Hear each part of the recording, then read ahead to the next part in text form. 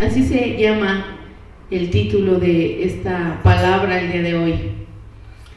Y yo quisiera platicarle un poquito antes de entrar al fondo de la palabra, que cuando estaba haciendo este bosquejo, este tema, es porque hace un tiempo estaba yo queriendo, bueno, no queriendo, sino entré a un curso para escribir un libro.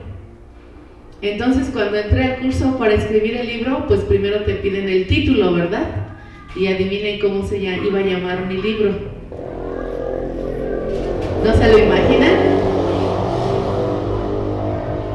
Se iba a llamar Las Locas.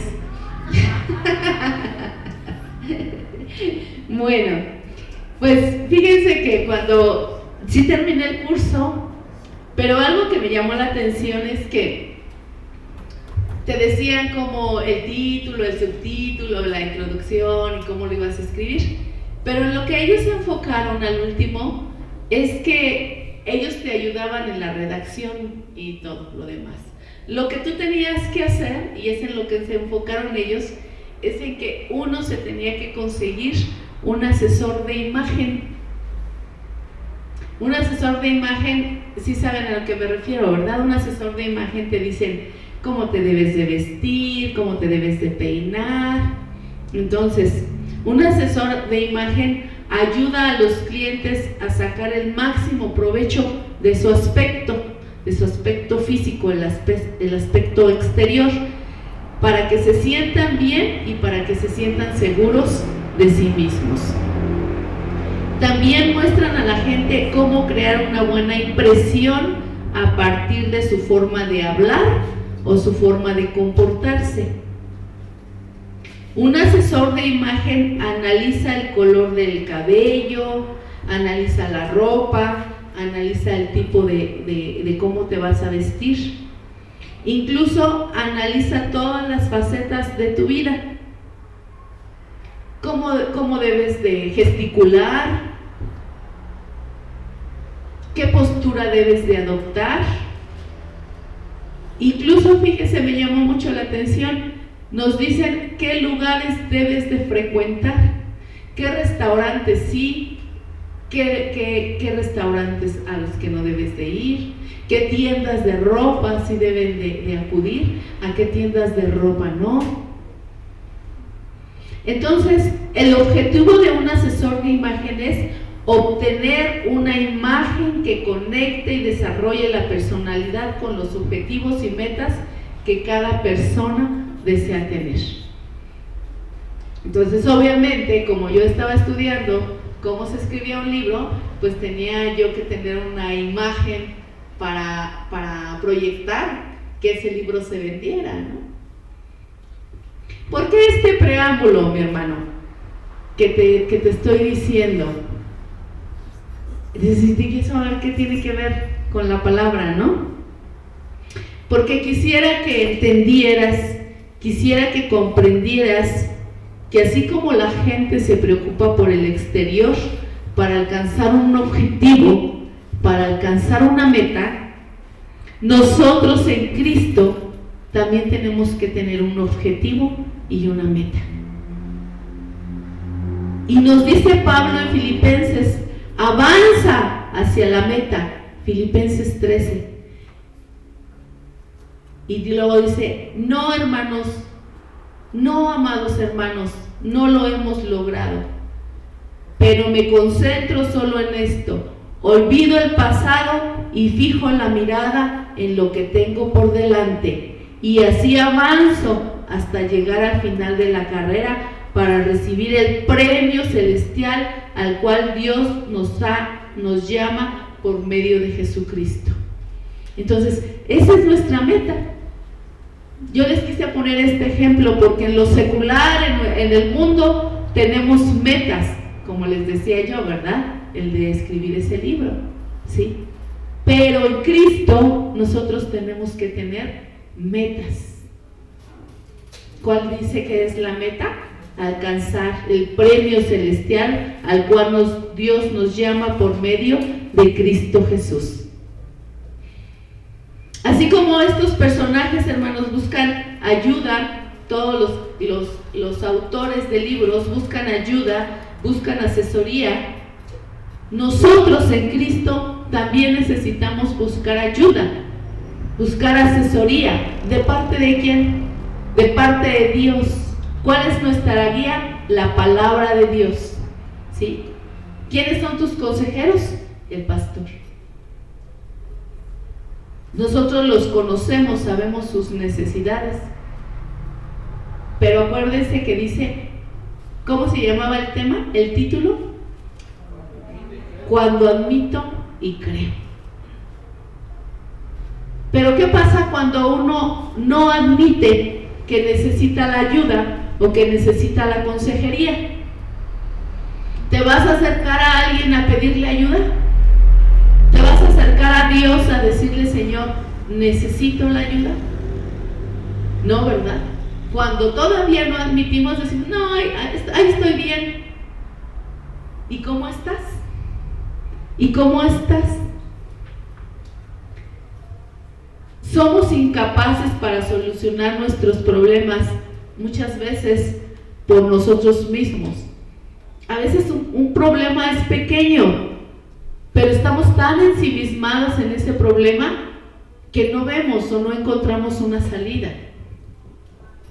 Entonces, hermanos, cuando nosotros reconocemos que no tenemos la fuerza ni la potencia para hacer algo, nos sentimos imposibilitados para resolver situaciones o solucionar problemas, porque no fuimos preparados para esas situaciones. Algunas veces hay un refrán en el mundo que dice, ay, te estás ahogando en un vaso de agua, ¿verdad? A lo mejor es un problema pequeño, pero vuelvo a lo mismo. Como no he pedido ayuda, como no he pedido consejería, ese problema lo tengo aquí en la mente y no me deja ver más allá, no me deja salir adelante de mi situación, no me deja salir adelante de la problemática en la cual me encuentro.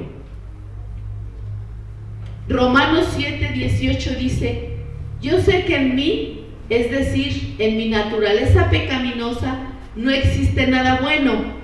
Quiero hacer lo que es correcto, pero no puedo. Quiero hacer lo que es bueno, pero no lo hago. No quiero hacer lo que está mal, pero igual lo hago. Pero hay otro poder dentro de mí que está en guerra con mi mente. Ese poder me esclaviza al pecado que todavía está dentro de mí.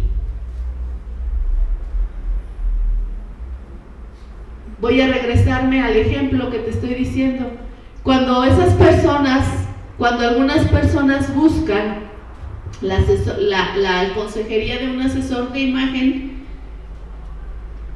obedecen, ¿verdad? Les dicen, te tienes que peinar así, te tienes que vestir de tal color, te tienes que presentar a tales restaurantes.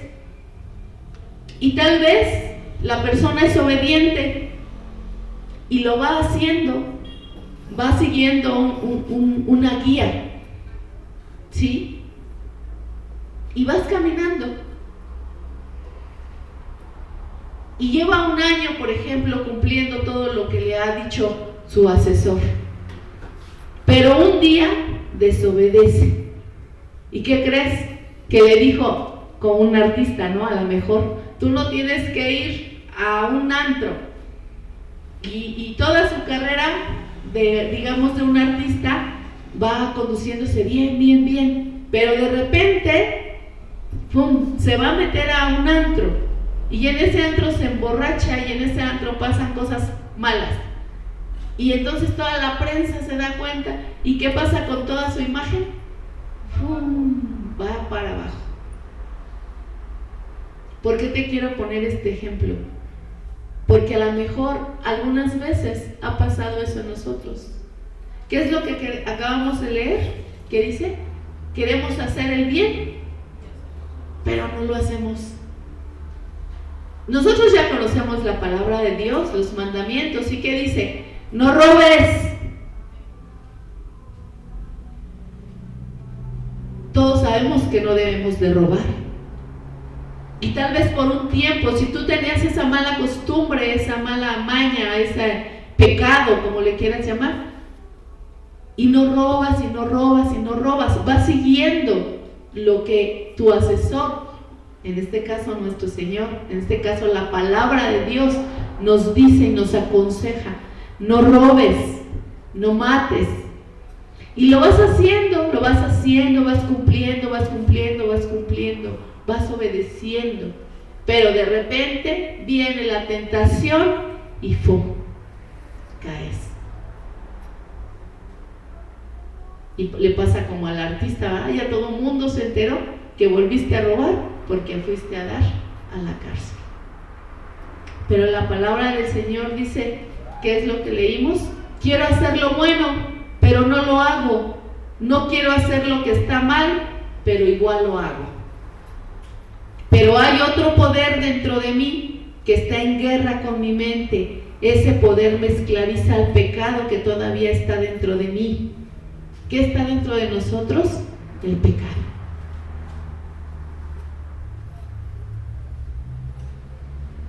Juan 8:31 dice: Jesús le dijo a la gente que creyó en él: ¿ustedes son verdaderamente mis discípulos?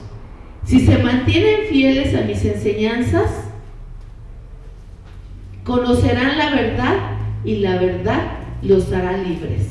Entonces, la palabra de Dios nos está diciendo que seamos verdaderamente discípulos. ¿Quién de aquí se considera discípulo de Dios? Discípulo quiere decir una persona que se deja enseñar por la palabra de Dios. Amén. ¿Quién más? ¿Nada más? ¿Sí? ¿Quién se considera discípulo? ¿Quién se considera una persona enseñable? Una persona que quiere seguir obedeciendo la palabra de Dios. Amén. Bueno, cuánto tiempo estuvieron los discípulos recibiendo las enseñanzas de Dios? ¿Sí recuerdan? Aproximadamente un poco más de 3 años, ¿verdad? Sí. Entonces, a ver, ¿quién tiene aquí 1 año conociendo de la palabra de Dios? ¿Quién tiene aquí 2 años conociendo de la palabra de Dios? ¿Quién tenía más de 3 años conociendo de la palabra de Dios? Levántela fuerte, alto, por favor. Más de 3 años conociendo de la palabra de Dios. Entonces, nosotros ya deberíamos de hacer lo que hacen los discípulos. ¿Qué hacían? Ir y predicar el evangelio. Los demás estamos aprendiendo, somos bebés en Cristo, estamos siendo discipulados para ir a hacer eso.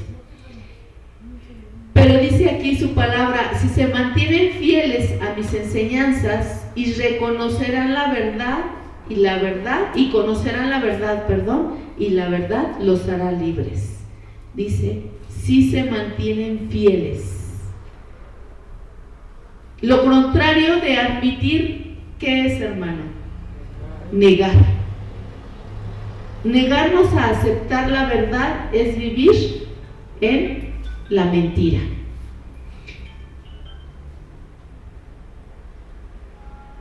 ¿Cuándo te has mentido?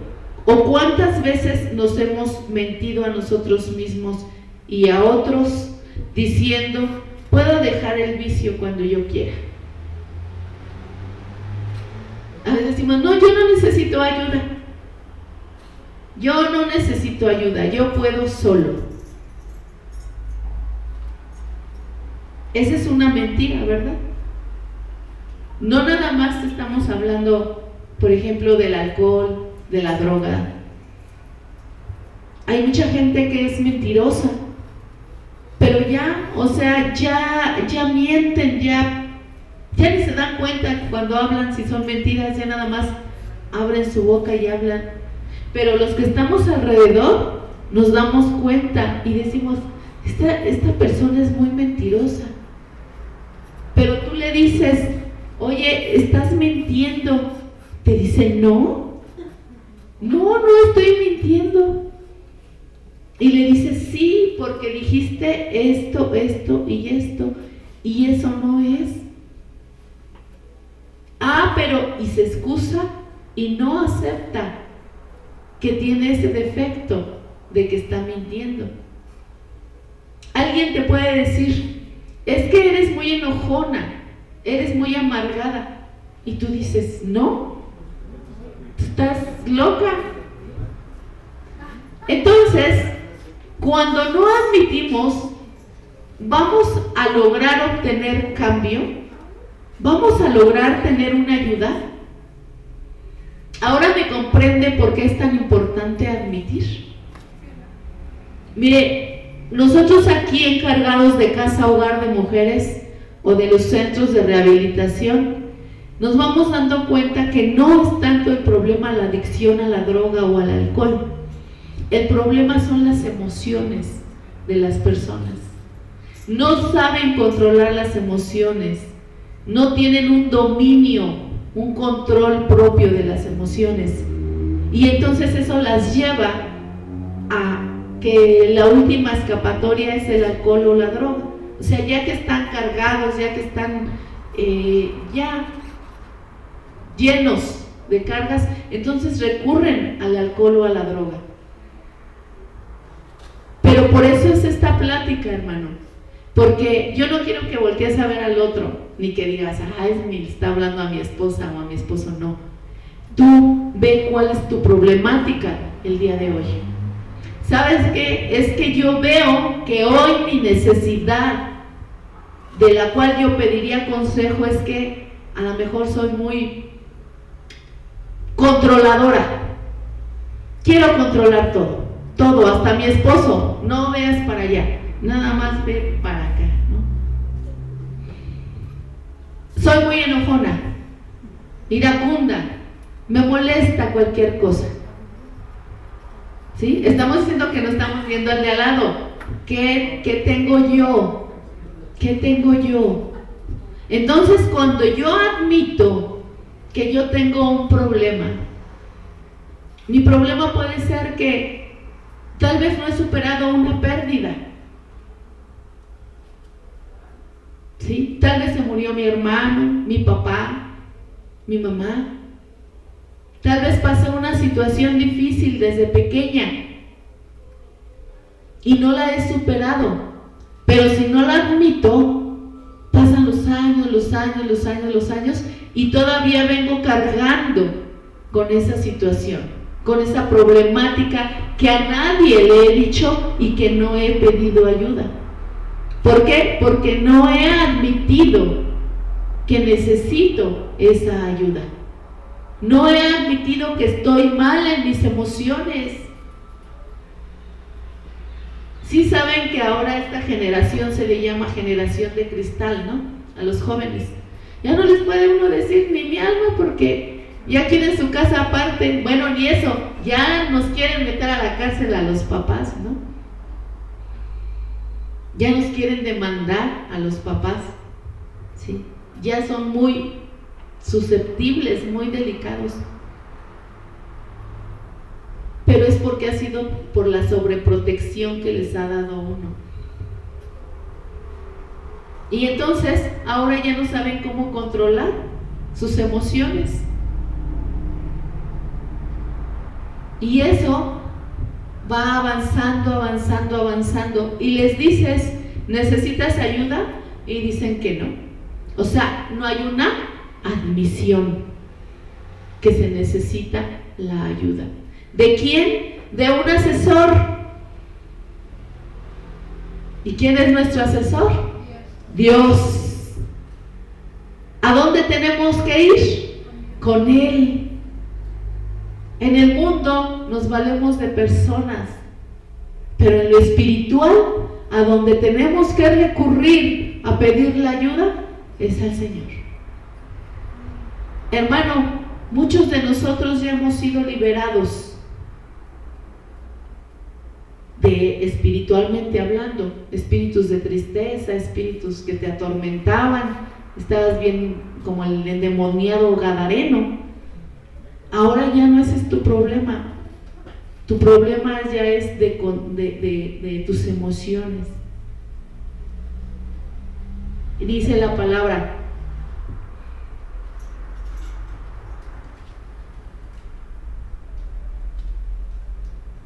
en Juan 8, 31, 36, ¿verdad? ¿Les dije? ¿Les leí? No, les leí 8. Vamos a leer Juan 8, del 31 al 36, por favor.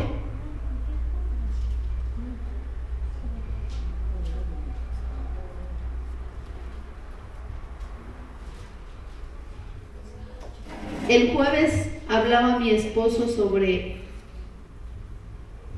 el daño que hemos recibido muchas personas y que todavía se sienten menospreciadas, ¿verdad? Decía, bueno, si tú te sientes menospreciado, vamos a la palabra y vamos a declarar que el Señor es nuestra fuerza, nuestra fortaleza. Y lo estuvimos declarando y salimos aliviados, salimos restaurados por la palabra de Dios. Entonces en Juan 8, del 31 al 36 nos dice, Jesús les dijo a los que creyeron en Él, ustedes son verdaderamente mis discípulos si se mantienen fieles a mis enseñanzas y conocerán la verdad y la verdad los hará libres. Nosotros somos descendientes de Abraham, le respondieron, nunca hemos sido esclavos de nadie. ¿Qué quieres decir con los hará libres? Entonces, nosotros han de decir, nosotros no vivimos en esclavitud, somos un país libre. Sí, pero ¿qué quiere decir el Señor con que seamos libres? Dice, Jesús les contestó, les digo la verdad, todo el que comete pecado es esclavo del pecado. Un esclavo no es un miembro permanente de la familia, pero un hijo sí forma parte de la familia para siempre. O sea, la palabra del Señor nos está diciendo, deja de pecar y permanece en la familia de Dios, permanece unido a la palabra de Dios. Y más adelante en el 40 nos dice, en cambio, procuran matarme porque les dije la verdad, lo cual oí de Dios. En ese entonces, ¿verdad? Persiguieron a Jesús, quisieron matarlo, porque Él les decía la verdad. ¿Qué verdad les decía? ¿Se acuerdan? Cuando Él llegaba y les decía, ¿qué? Raza de víboras, ¿no? ¿Sí ese? Me estoy confundiendo, ¿no? Sí, bueno, sí. Entonces a nadie le agrada que llegaran y le dijera, ¿verdad? Raza de víboras, ¿por qué pecan? ¿Por qué siguen haciendo la maldad? Arrepiéntanse de los pecados. Entonces, el día de hoy creemos que tenemos un Dios de poder superior a nosotros, que Dios trabaja en nosotros y nos da el deseo y el poder para que le hagan lo que a Él le agrada. ¿Qué le agrada al Señor, hermano? Que dice, si tú robabas, ya no robes más. Si tú peleabas, ya no pelees más. Si tú adulterabas, ya no adulteres más. Si tú fornicas, ya no forniques más. Eso es lo que le agrada al Señor, que dejemos esas cosas a un lado. Pero ¿qué decía la palabra a un inicio? Todo lo que quiero hacer, no lo hago. Es una lucha que tengo en mí. En Filipenses 12:13 nos dice, hagan todo sin quejarse y sin discutir. Yo no sé quién de nosotros, ¿verdad? O de ustedes, todavía le dicen que haga algo y todavía discuten y todavía se quejan y dicen, ¿y por qué yo? Y todo yo, mejor manda a otro. Y en la palabra en Efesios 1, 6, 8 dice, Dios es tan rico en gracia y en bondad que compró nuestra libertad con la sangre de su Hijo y perdonó nuestros pecados. Él desbordó su bondad sobre nosotros junto con toda la sabiduría y el entendimiento. Y dice la palabra de Dios, esto los incluye a ustedes, que antes estaban lejos de Dios, eran sus enemigos, estaban separados de Él por sus malos pensamientos y sus acciones. Fíjese, hermano, cuando uno medita la palabra, dice que por nuestros pensamientos y por nuestras acciones estábamos separados de Él. Pero Él vino a buscarnos, Él vino a rescatarnos. ¿Qué dice? Por nuestros pensamientos y nuestras acciones.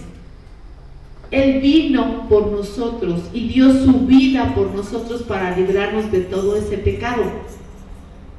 Pero ¿qué pasa si ya le conocemos y seguimos con malas acciones y malos pensamientos?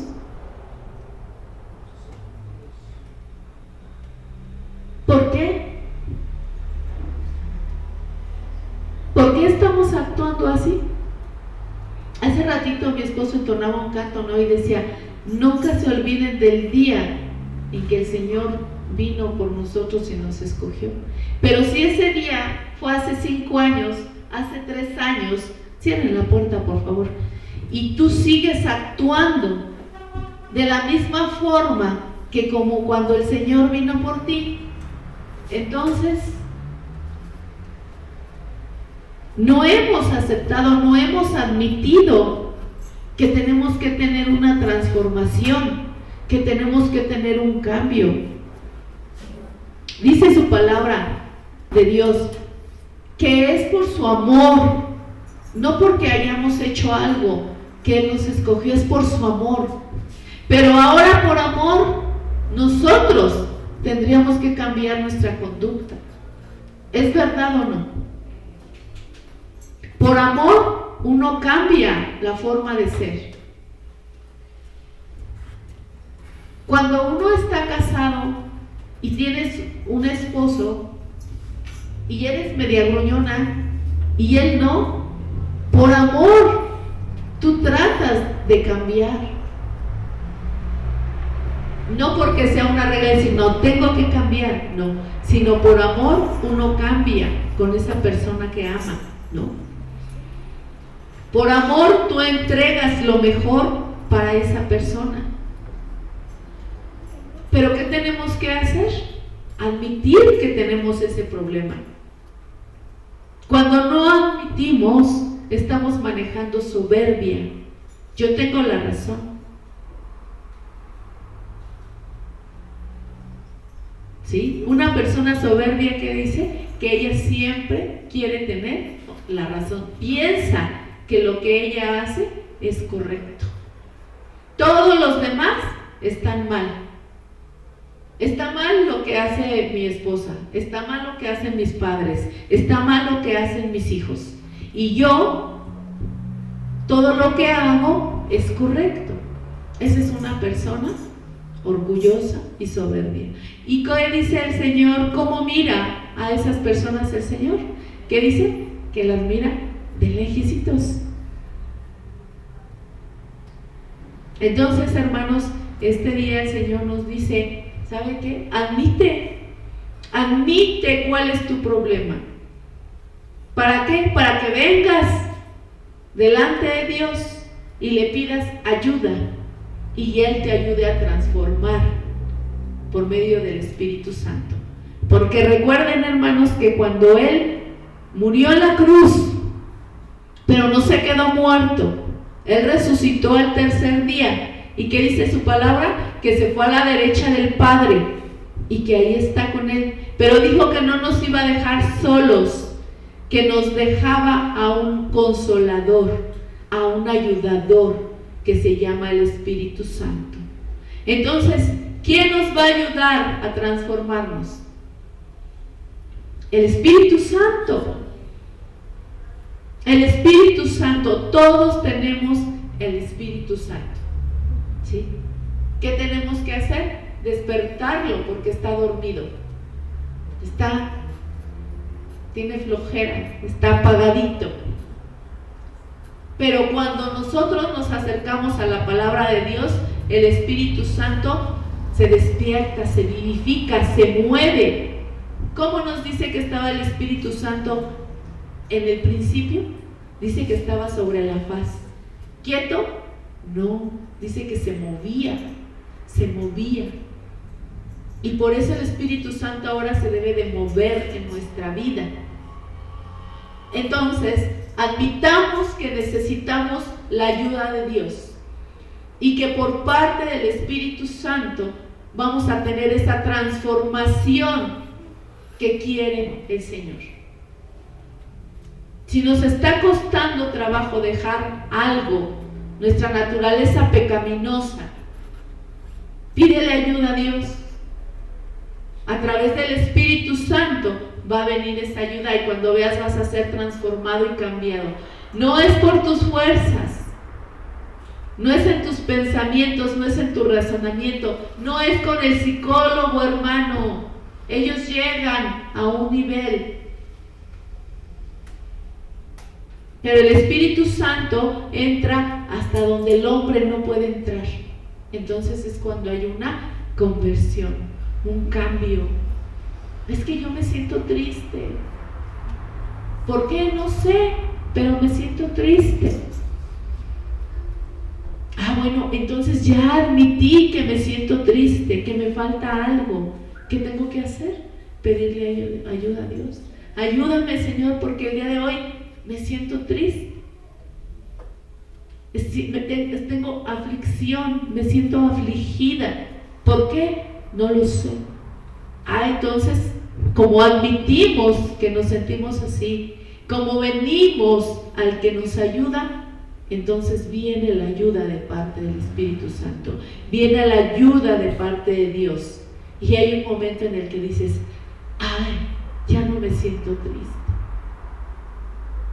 Eso es lo que hace el Señor en nosotros. Eso es lo que hace la palabra de Dios.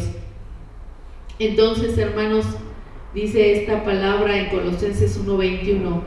Esto los que incluye a ustedes que antes estaban lejos de Dios, eran enemigos de Dios, estaban separados de Él por sus malos pensamientos y acciones. Pero ahora Él los reconcilió consigo mediante la muerte de Jesucristo en su cuerpo físico. Como resultado, los ha trasladado a su propia presencia y ahora ustedes son santos, libres de culpa y pueden presentarse delante de Él sin ninguna falta. Pero deben de seguir creyendo esa verdad y mantenerse firmes en ella. Fíjense, hermanos, ¿qué dice aquí? Libres de culpa. ¿Quién siente todavía culpabilidad?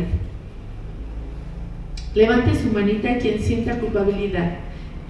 Que no saben muchas veces por qué, pero se sienten culpables. O muchas veces sí saben por qué.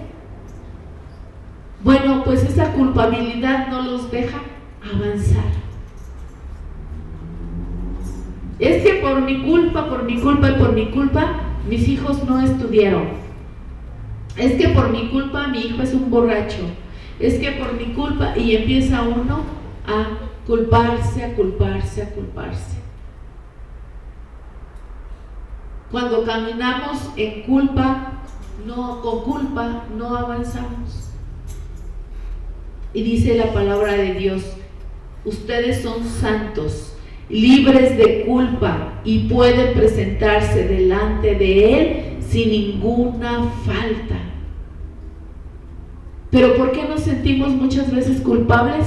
Porque la sociedad se ha encargado de poner el dedito en nosotros y decir, tú eres esto, tú eres un drogadicto, tú eres un borracho, tú eres una prostituta, tú eres fulanita, tú eres un esto.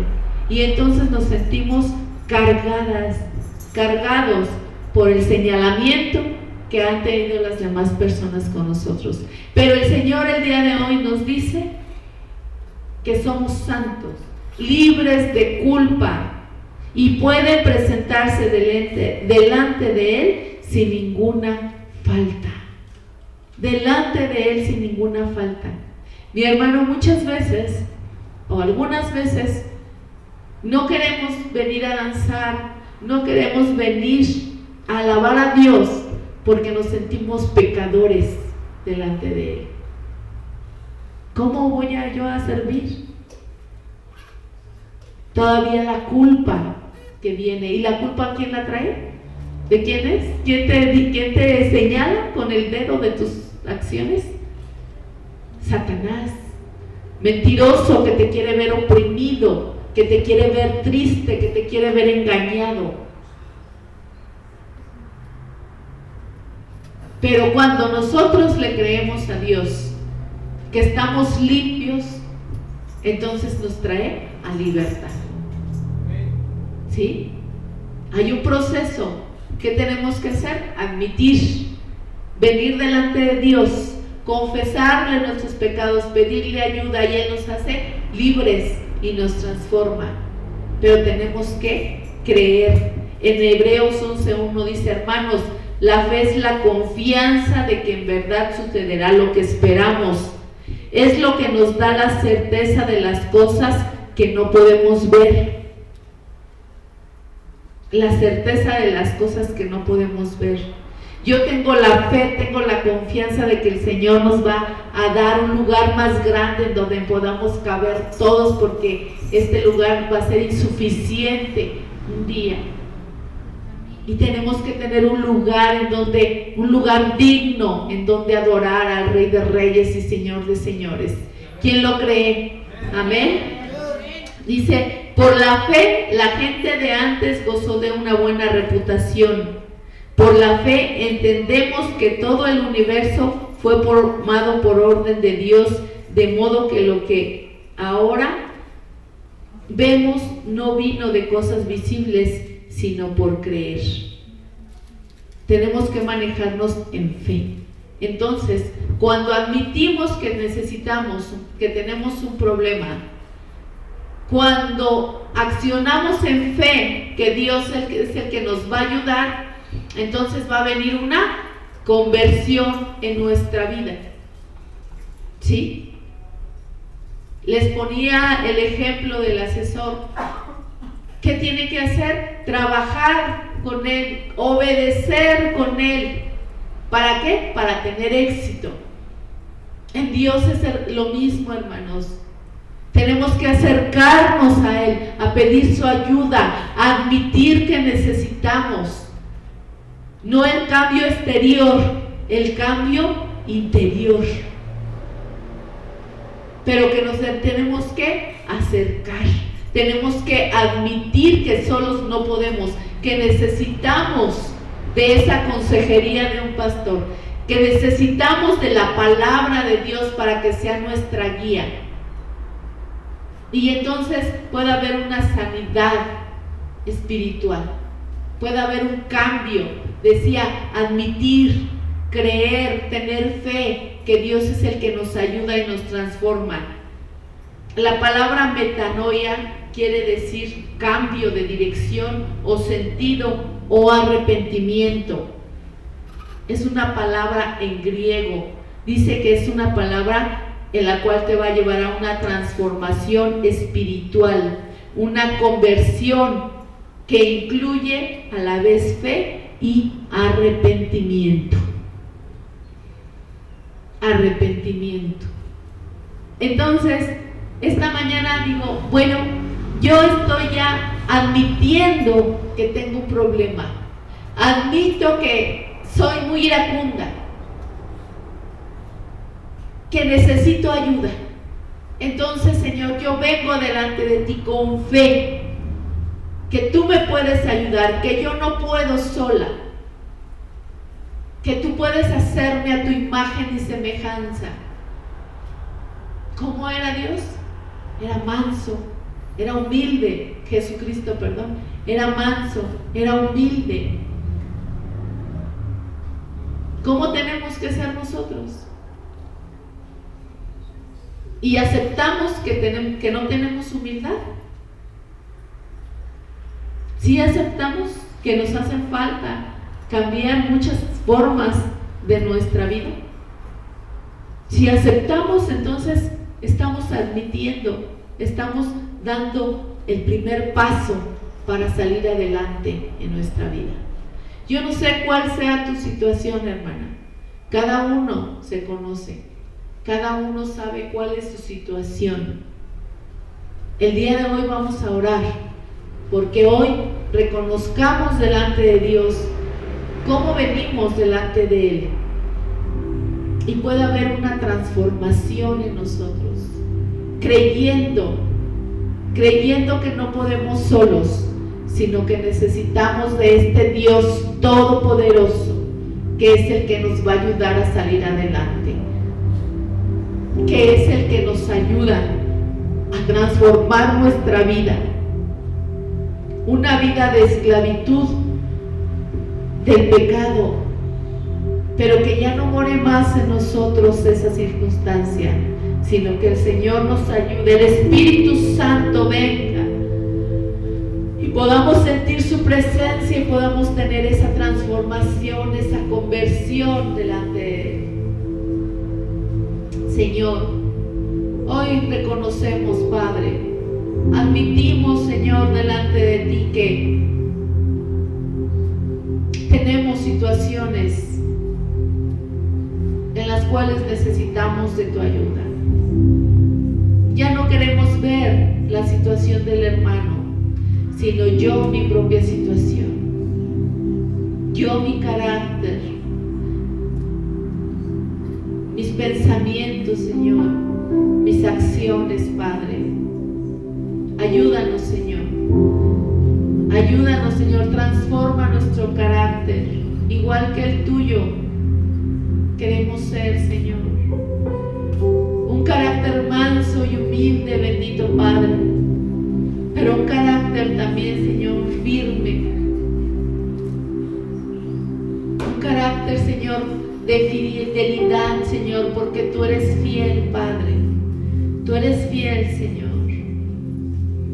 Hoy oramos, bendito Dios. Oramos, Señor, pidiéndote, Señor,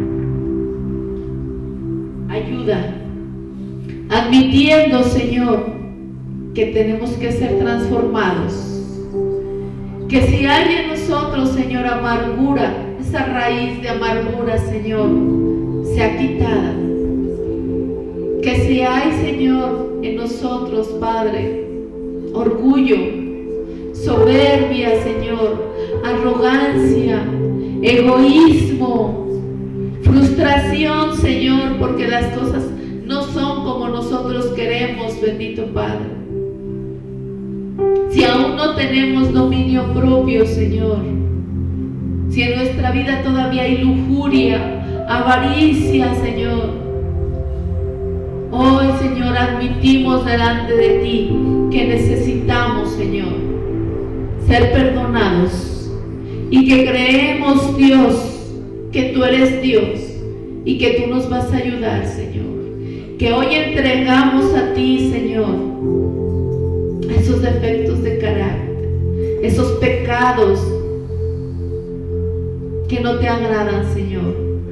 Que ya no queremos más ser esclavos del dolor, Señor, sino que somos tus hijos y que tú nos liberas, Padre.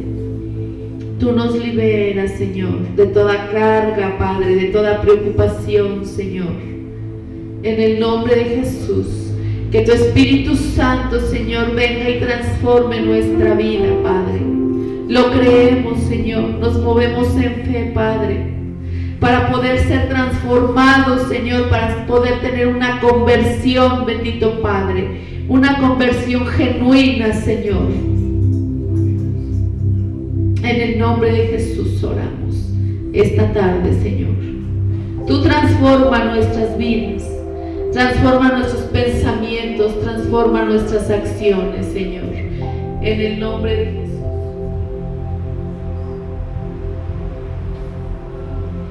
Gracias, Señor. Seguimos orando, Padre, seguimos orando. Estamos admitiendo, Señor, nuestra necesidad. Estamos admitiendo, Señor, nuestras faltas, nuestros errores. Seguimos admitiendo, Señor, que te necesitamos, oh Dios. Te necesito, Señor. Te necesito, Dios. Reconozco, Señor, que no he podido.